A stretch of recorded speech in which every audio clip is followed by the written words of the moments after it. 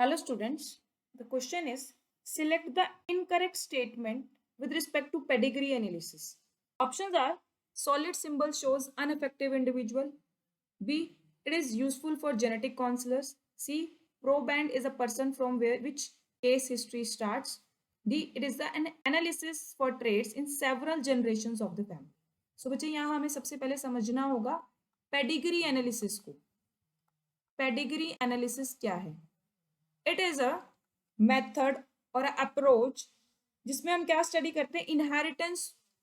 Inheritance of genes. Particular gene की हम inheritance study करते हैं. Inheritance of gene in a family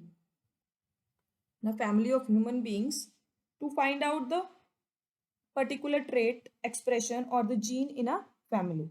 it is use to study the species for a long generation. जब हमें एक family history को study करना हो for long generation time. Pedigree analysis is done in the form of symbols.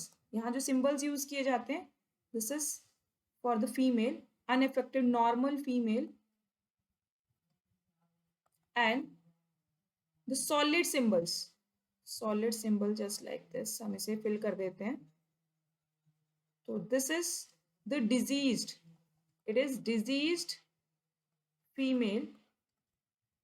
Some other symbols are normal male and a solid. इसको हम fill कर देंगे completely. तो ये क्या हो जाएगा? Diseased male.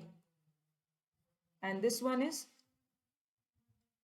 normal male. So अब options को देखते हैं. Last option से start करते हैं कि it is an analysis of traits in several generation. बिल्कुल ठीक. Proband is a person from where the case history starts. Yes, जहां से हम इसको केस को स्टडी करना स्टार्ट कर रहे हैं, that is proband. It is useful for the genetic counsellors to identify the certain diseases in upcoming generations. बिल्कुल ठीक. Solid symbol shows unaffected individuals. तो गलत हो गया बिकॉज ये जो सॉलिड वन है this shows the diseased individuals. ये गलत हो गया हमारा.